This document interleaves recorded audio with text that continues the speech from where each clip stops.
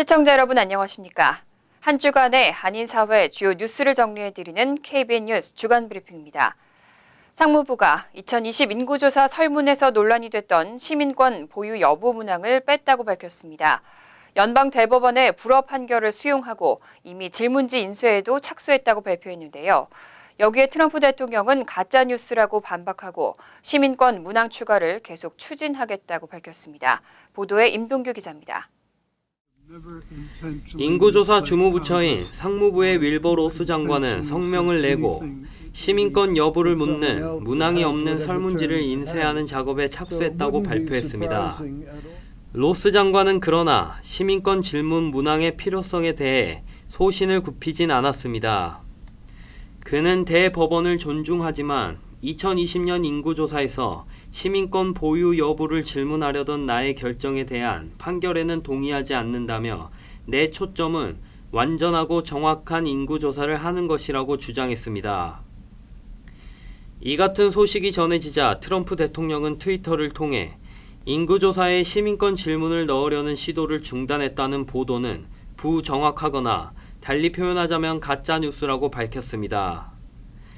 트럼프 대통령은 이 질문에 대한 대답의 중요성 때문에 우리는 반드시 그 조항이 들어갈 수 있는 방향으로 나아갈 것이라고 덧붙였습니다. 지난해 3월 상무부가 인구조사에서 미국 시민인지를 확인하는 질문을 추가하겠다고 발표한 후 계속된 논란이 법원의 판결에도 불구하고 설문지 인쇄를 앞둔 시점까지 이어지고 있습니다. KBN 뉴스 임동규입니다. 도널드 트럼프 대통령은 지난달부터 대규모 불법 체류자 단속을 예고했습니다. 특히 독립기념일 이후부터 불법 체류자 단속을 시작하겠다고 발표한 만큼 단속이 임박한 것으로 예상되고 있습니다.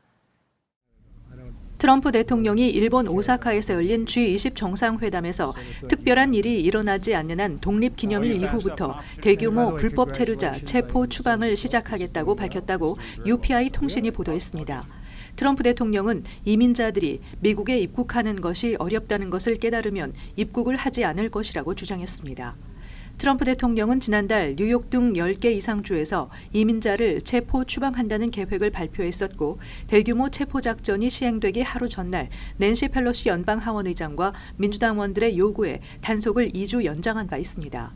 한편 국토안보부는 지난달 멕시코 대통령의 군대 파견 등으로 남부 국경 이민자 수가 25% 감소할 것이라고 예측했습니다.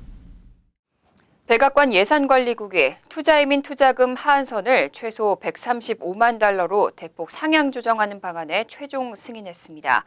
올해 안에 투자이민 프로그램에 큰 변화가 있을 것으로 예상되고 있습니다.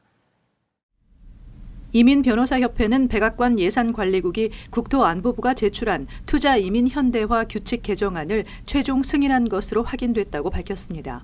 투자이민 현대화 규칙 개정안은 투자이민 최소 투자금 대폭 인상과 리저널 센터 요건을 대폭 강화하는 투자이민 개혁안을 담고 있습니다. 비리와 이민 사기에 온상이 되고 있는 리저널 센터 요건을 강화하고 연방당국의 관리와 감독도 대폭 강화될 것으로 보입니다. 제출한 지 4개월 만에 최종 승인을 받은 이 규칙 개정안은 조만간 연방관보에 게재돼 여론 수렴 절차를 밟게 될 것으로 보입니다. 국토안보부가 지난 2월 제출한 규칙 개정안의 구체적인 내용은 아직 공개되지 않았지만 오바마 전 행정부 시절 추진했던 최소 투자금 인상과 리저널 센터 요건 강화 방안을 담고 있는 규칙 개정안에서 큰 변화가 없는 것으로 알려져 확정되면 투자이민 현대화 방안은 연내에 시행될 가능성이 커졌습니다. 이번 규칙 개정안이 확정되면 50만 달러 투자이민 프로그램의 최소 투자금은 현행 50만 달러에서 135만 달러로 대폭 상향 조정됩니다. 또 현행 100만 달러 이상으로 돼 있는 일반 투자이민 프로그램의 최소 투자금은 185만 달러로 80% 상향 조정됩니다.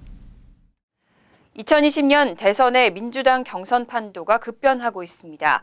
경선 후보 중 유일한 흑인 여성인 카멜라 해리스 상원 의원의 지지율이 크게 올랐는데요. 중도 성향의 조 바이든 전 부통령의 지지율은 급락했습니다. 임동규 기자입니다. CNN이 여론조사 업체 SSRS에 의뢰해 조사한 결과 민주당원 혹은 민주당 성향 무소속 유권자의 22%가 바이든 전 부통령을 지지한다고 응답했습니다. 해리스 의원이 17%로 뒤를 이었으며 엘리자베스 워런 상원 의원이 15%, 버니 샌더스 상원 의원은 14%를 기록했습니다. 지난 5월 여론조사와 비교하면 바이든 전 부통령의 지지율은 10%포인트 떨어지고 해리스 의원의 지지율은 9%포인트 올랐습니다. 워런 의원도 8%포인트 상승했습니다. 이번 여론조사는 지난달 26일과 27일 이틀간 민주당의 첫 경선 후보 TV 토론회 직후 실시됐다는 점에서 판세 변화를 보여줍니다. 토론회 시청자의 46%는 해리스 의원을 토론회 승자로 꼽았으며 워런 의원은 19%, 바이든 전 부통령은 8%에 그쳤습니다. 여론조사기관 모닝 컨설트가 민주당 프라이머리와 코커스 참여 의사를 밝힌 유권자 2,407명을 대상으로 실시한 여론조사에서도 해리스 의원의 지지율은 6%포인트 상승한 12%를 기록했습니다. 조 바이든 전 부통령의 지지율은 38%에서 33%로 내려앉았고 버니 샌더스 상원 의원의 지지율은 19%로 변동이 없었습니다. 민주당 경선 주자들은 7월 30일, 31일 미시간주 디트로이트에서 2차 TV 토론에 나섭니다. KBN 뉴스 임동규입니다. 한국 국회에서 국적 유보제를 도입하는 내용의 국적법 개정안이 추진되고 있습니다.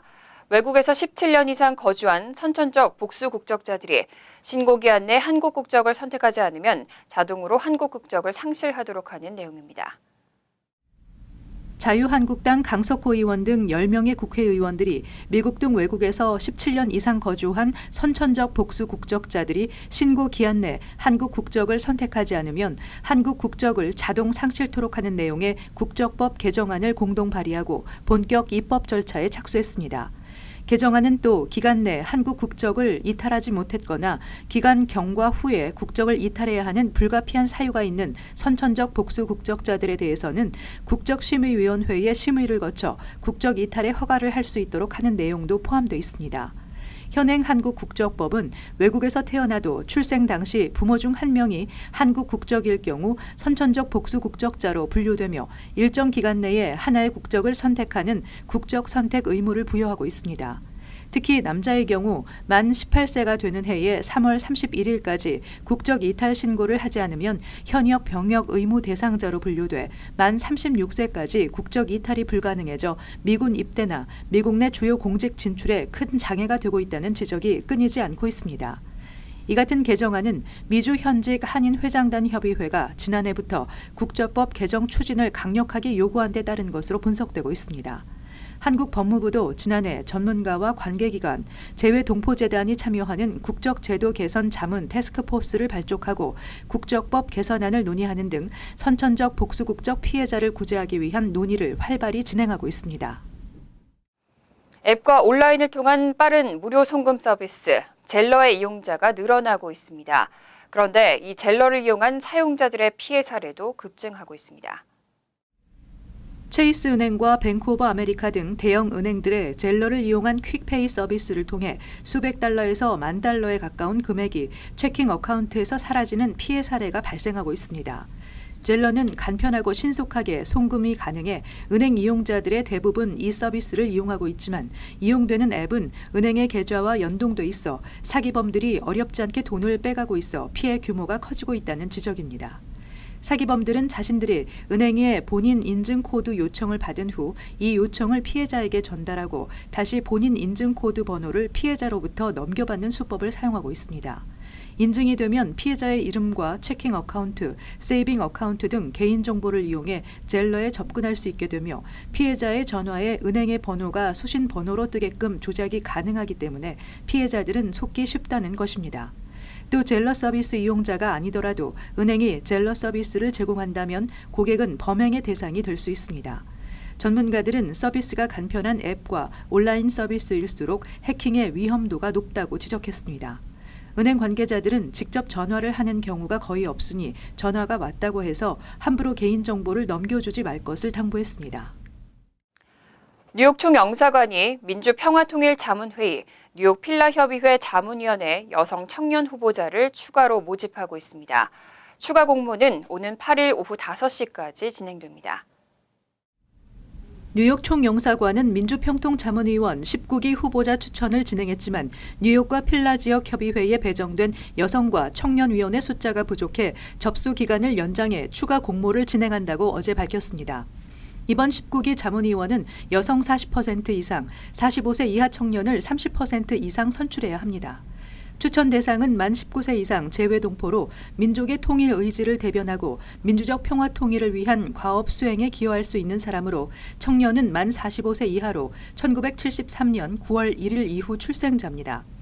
영사관에 따르면 오는 10일 재외공관 후보자 추천자 명부를 사무처로 발송하며 오는 8월 9일 후보자 검증과 선정을 거쳐 8월 31일 위촉자가 통보됩니다. 접수는 뉴욕 총영사관에 직접 혹은 우편으로 가능하며 사본 이메일 접수도 가능합니다. 아시아나항공이 뉴욕 인천 구간에 야간 노선을 증편합니다. 11월부터는 매일 0시 35분에 뉴욕을 출발하는 야간 운항편이 추가됩니다. 아시아나항공은 오는 11월 24일부터 야간 운항을 추가해 뉴욕 존 F 케네디 공항에서 인천공항 간 운항 횟수를 하루 2회로 확대합니다. 아시아나항공은 현재 매일 오후 1시 55분에 뉴욕을 출발해 다음 날 오후 5시 20분 인천에 도착하는 오지 221편과 인천에서 오전 10시 20분에 출발해 오전 11시 35분에 뉴욕에 도착하는 오지 222편을 운행해 왔습니다. 올해 말부터는 매일 0시 35분에 뉴욕을 출발해 다음 날 오전 5시 15분에 인천에 도착하고 인천에서는 오후 10시 50분에 출발해 뉴욕에 오후 11시에 도착하는 야간 운항편을 추가하게 됩니다. 야간 운항편에 배치될 기종은 에어버스 350 여객기로 한국 국적사 항공기로는 처음으로 인터넷 사용이 가능하고 이코노미 앞 좌석과 비상구 좌석 등은 $150를 추가해 이용할 수 있습니다. 현재 뉴저지 포틀리 한남 체인과 필라델피아 엘킨스파크 H마트에서 운영되고 있는 무료 셔틀버스 서비스는 야간편까지 확대 운영됩니다. 뉴욕시 정부는 교통사고 사망자를 줄이기 위한 캠페인 비전 제로의 일환으로 자전거 도로를 꾸준히 확장하고 있습니다. 그런데 자전거 도로가 늘어나면서 오히려 교통사고 사망자가 급증하고 있다는 지적이 나오고 있습니다. 실제로 올 들어 뉴욕시에서는 자전거 교통사고 사망자가 15명으로 지난해 같은 기간에 비해 2배 이상 늘었는데요. 안전 강화를 위한 대책이 시급해 보입니다. KBN 뉴스 주간 브리핑 여기서 마칩니다. 시청해주신 여러분 고맙습니다.